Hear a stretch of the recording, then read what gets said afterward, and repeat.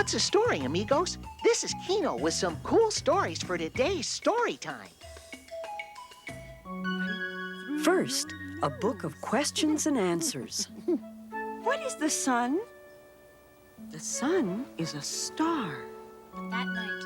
Then Kim Delaney reads a book about the problem with Sally's finger. In the afternoon, Sally's mother took her to the hospital to see the doctor. He tried chemicals, injections, potions, and pinchers. And the story of a boy with a secret. I know. My father knows, too. He works a forklift in one of the brick warehouses, and I showed him the secret place the day I found it. And finally, Maestro Kino conducts Janet Hubert and the Wonderful World Singers. To myself,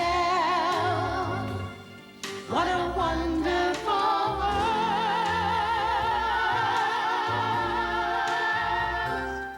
Storytime is made possible by Hubert, Helen, and Peter Bain, so that families everywhere can share the joy of reading with their children.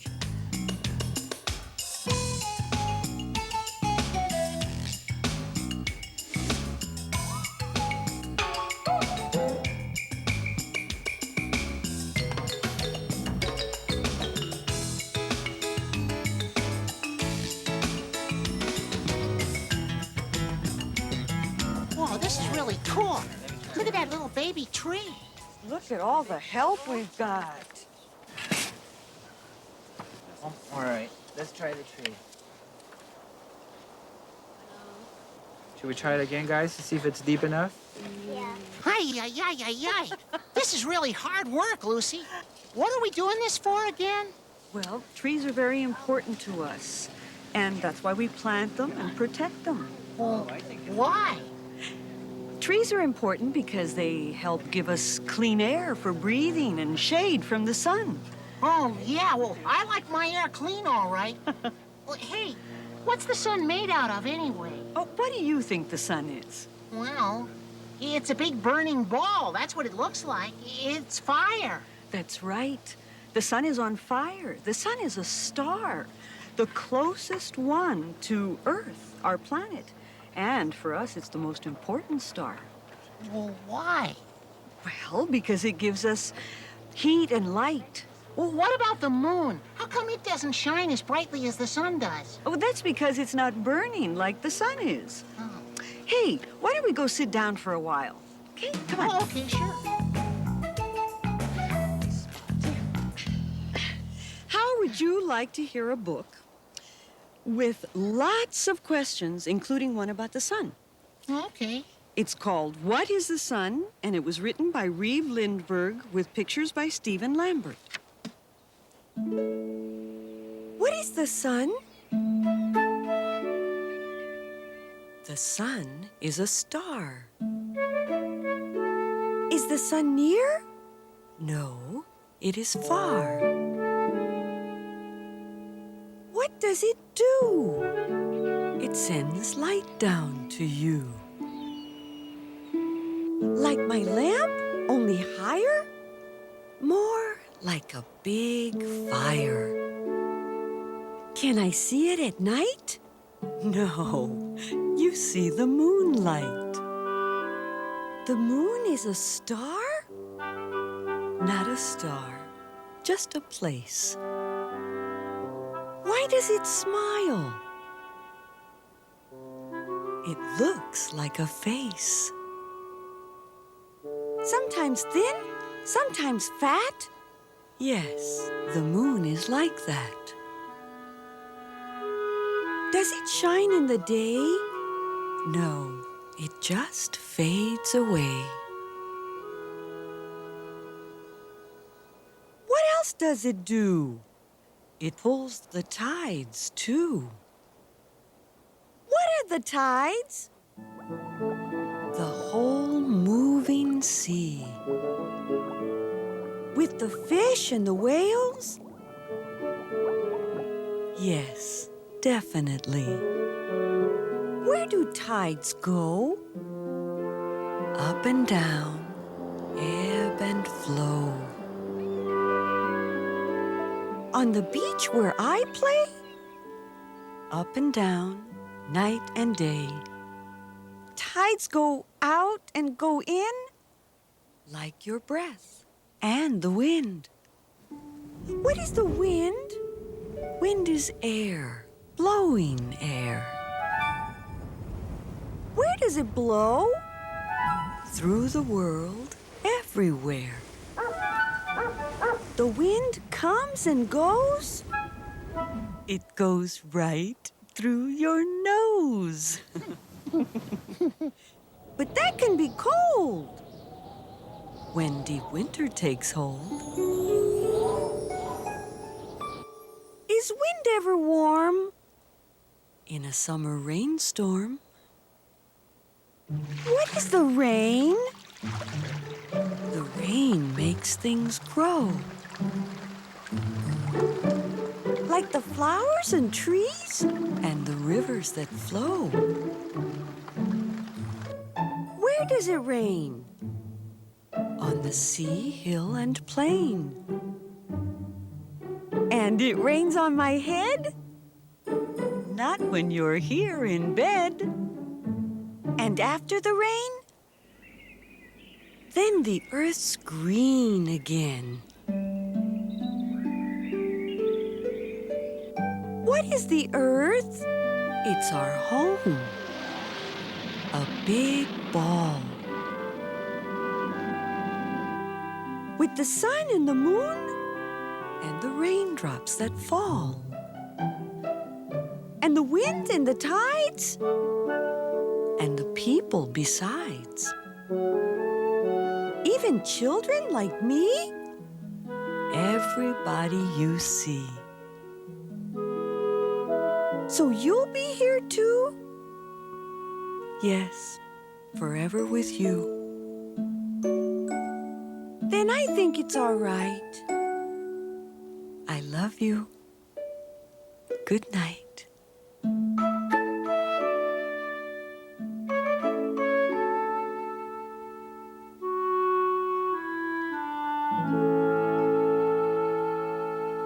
The end. Well, that was a good book. I still have lots of questions, though. Oh, that's okay. It's good to ask these questions. It helps you to learn about the Earth and how you can help protect it. Well, another question I have is that I'm still not sure why we're here today. Because we want to protect nature, like plants and trees. Well, how about children and babies? Yes, children and babies, too. And puppies? Puppies, too. And moms and dads? Oh, of course. And all animals? Them, too. Planting trees is good, huh? Yes, it is.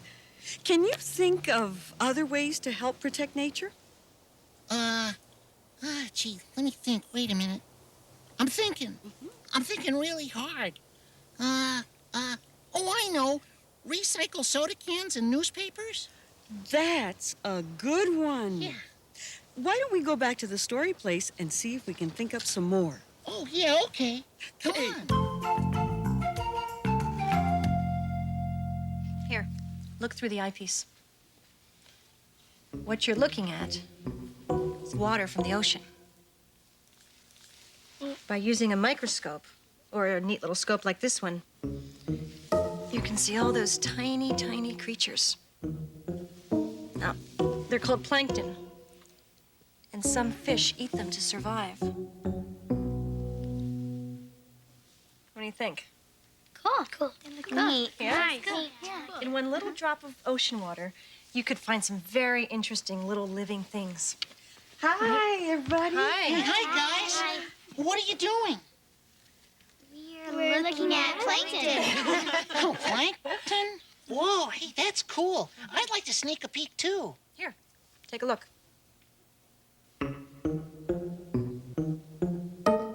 Whoa! Yike!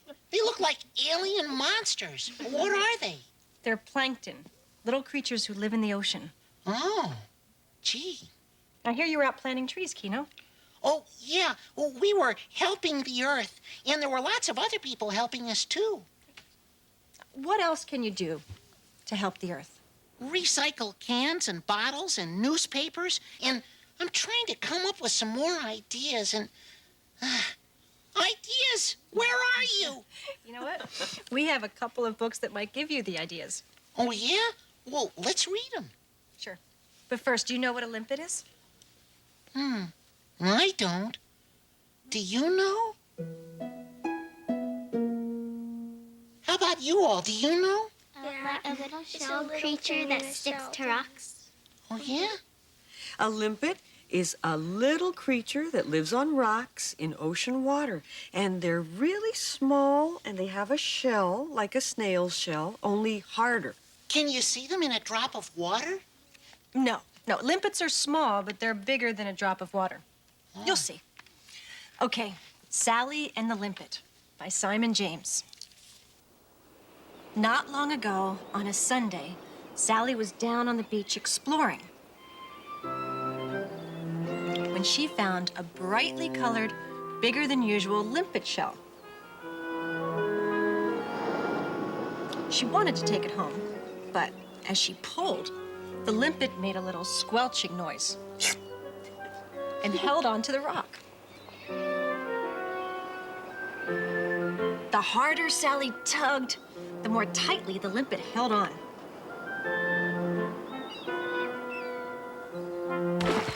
Until suddenly, Sally slipped and fell, with the limpet stuck to her finger. Though she pulled with all her might, it just wouldn't come off. So she ran over to her dad. He heaved and groaned, but the limpet made a little squelching noise and held on even tighter.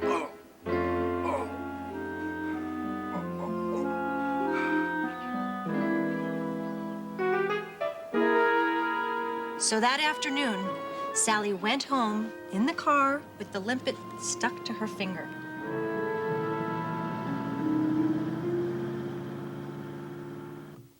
When they got home, her dad tried using his tools.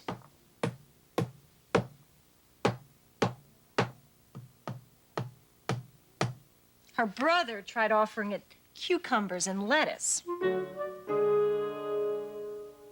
But that night, Sally went to bed with the limpet stuck to her finger.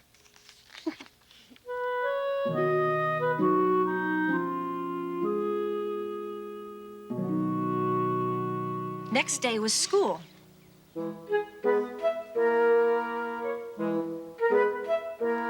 All her friends tried to pull the limpet off her finger. Mr. Wobbly Man, the nature teacher, said that limpets live for 20 years and stay all their lives on the same rock. In the afternoon, Sally's mother took her to the hospital to see the doctor. He tried chemicals, injections, potions, and pinchers. Sally was beginning to feel upset. Everyone was making too much fuss all around her. So she kicked over the doctor's chair and ran. She ran through the endless corridors. She just wanted to be on her own. She ran out of the hospital and through the town. She didn't stop when she got to the beach. She ran through people's sandcastles. She even ran over a fat man.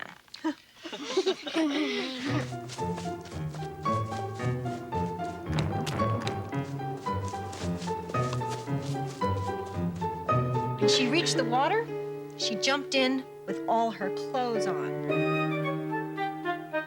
Sally landed with a big splash and then just sat in the water. The limpet, feeling at home once more, made a little squelching noise and wiggled off her finger.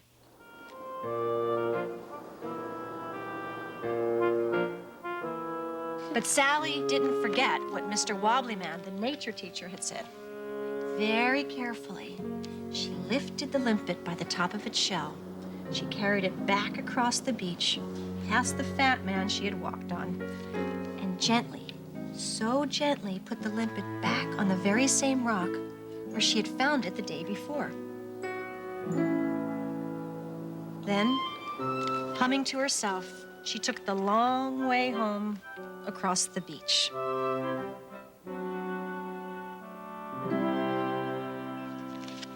The end.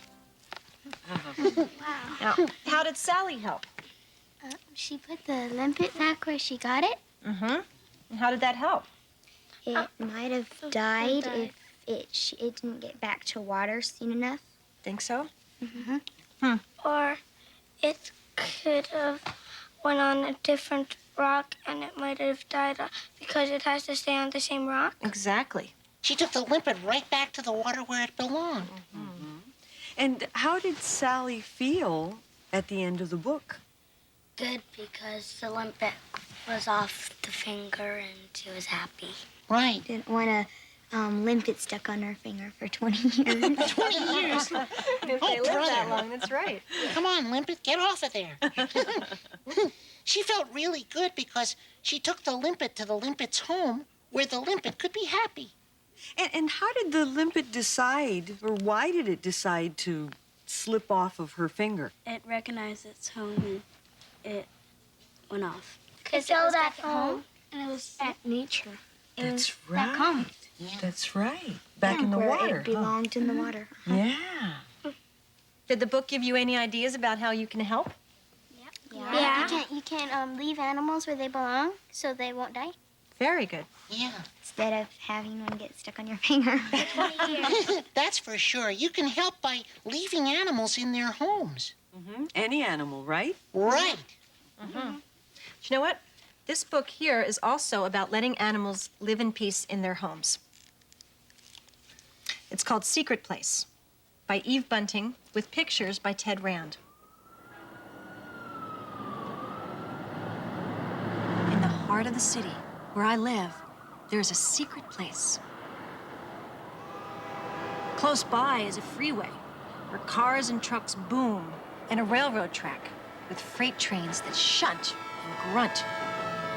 There are warehouses with windows blinded by dust and names paint-scrawled on their brick walls. The lines on the telephone and electric poles web the sky. Smokestacks blow clouds to dim the sun. But in the heart of the city where I live, low down, hidden, a river runs.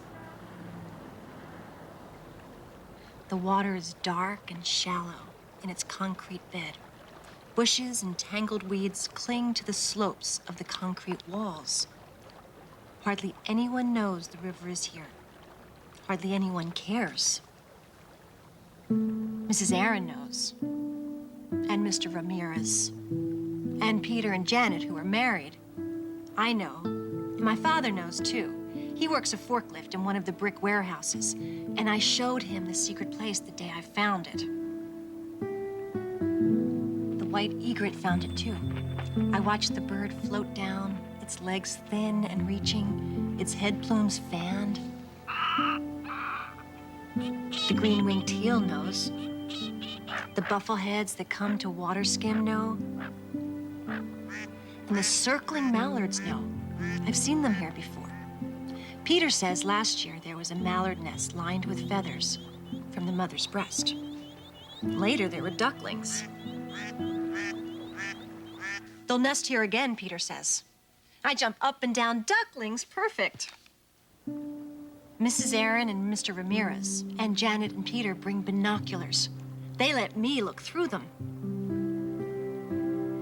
The sparrows lined up on the barbed wire fence seem big as mud hens. Peter tells me the names of the birds. He is like a bird himself, with hair the color of a cinnamon teal. In the heart of the city where I live, there's always noise. The growl of traffic, the snort of trains, the beep-beep of a backing truck. The secret place has its own noise. The cackle of coots, the quack of teals, the rah-rah of the mallards that ring the sky. Peter and Janet brought me here one night. We stood while behind us the city jangled. The secret place was at peace. The birds had nested. The river ran, slow as syrup. Tucked together, the ducks slept. The coyote came to lap the shadowed water. The possum carried her children to drink.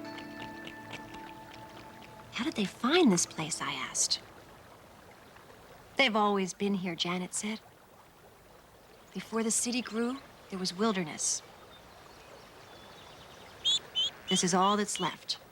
Wild things need quiet. We do too. The phone wires rocked the moon in their cradle of lines. The stars rested bright on the telephone poles. I want to tell everyone what's here, I said. Be careful, Peter said. Some people might want to take the secret place and change it. I'd never want that to happen, I said. I told my father, but he is good with secrets. I will be careful who else I tell.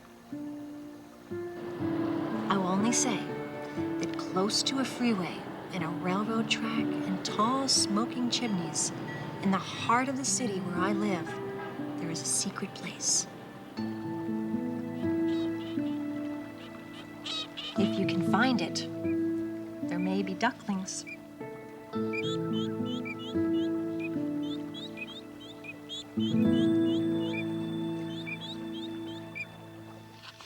The end.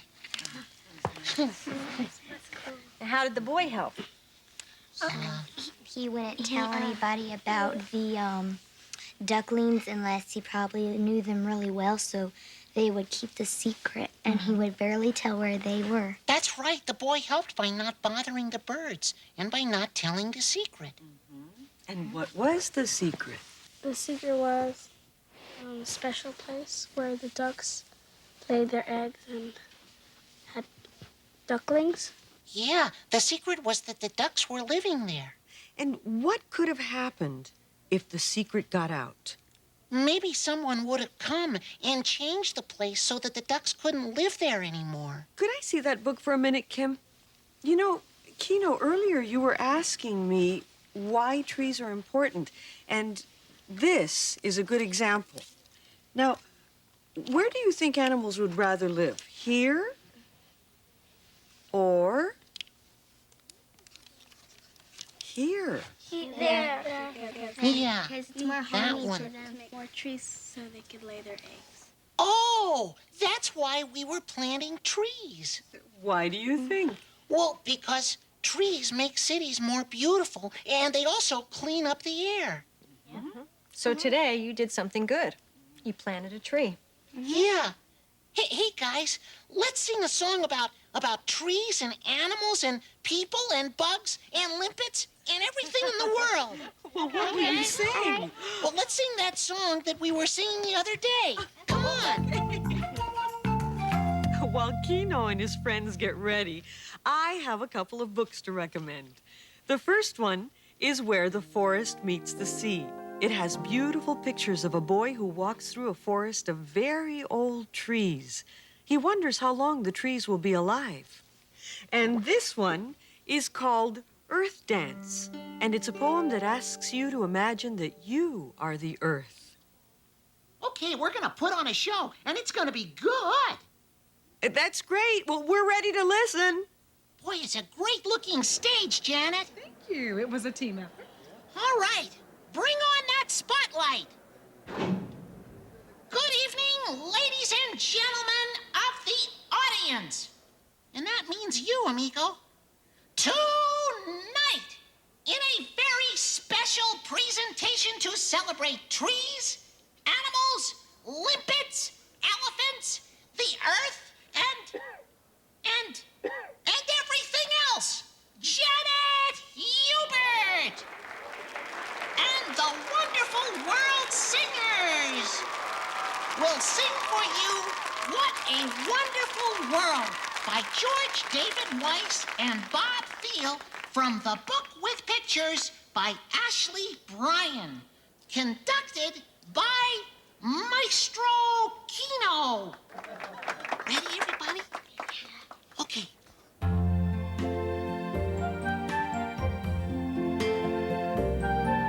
I see trees of green, red roses too. I see them bloom for me and for you. And I think to myself, what a wonderful world.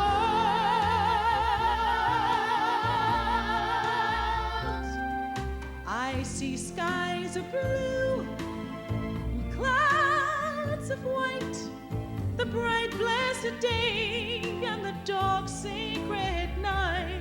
And I think to myself, what a wonderful world.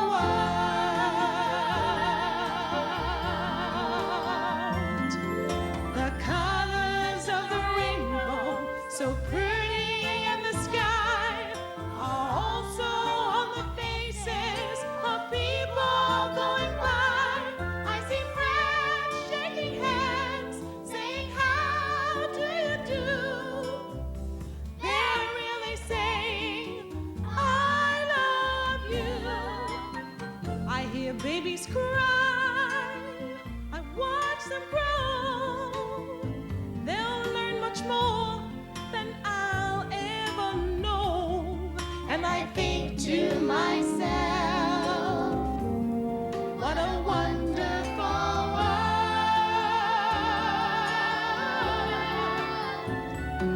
Yes, I think to myself, what a wonderful world.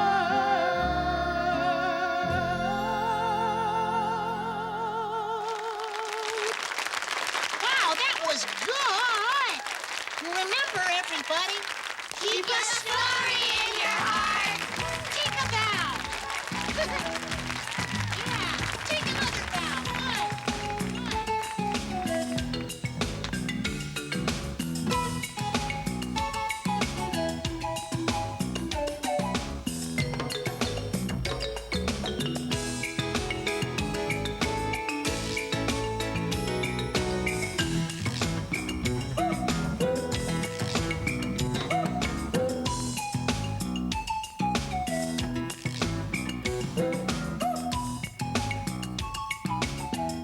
Today's Storytime books are What is the Sun by Reeve Lindbergh, illustrated by Stephen Lambert. Sally and the Limpet by Simon James. Secret Place by Eve Bunting, pictures by Ted Rand. What a Wonderful World by George David Weiss and Bob Thiel, illustrated by Ashley Bryan. Where the Forest Meets the Sea by Jeannie Baker. And Earth Dance by Joanne Ryder, illustrated by Norman Gorbati. You can find these and other books at your local library. Storytime is made possible by the grant from Helen and Peter Bain, so that families everywhere can share the joy of reading with their children. Storytime is a production of KCET Los Angeles.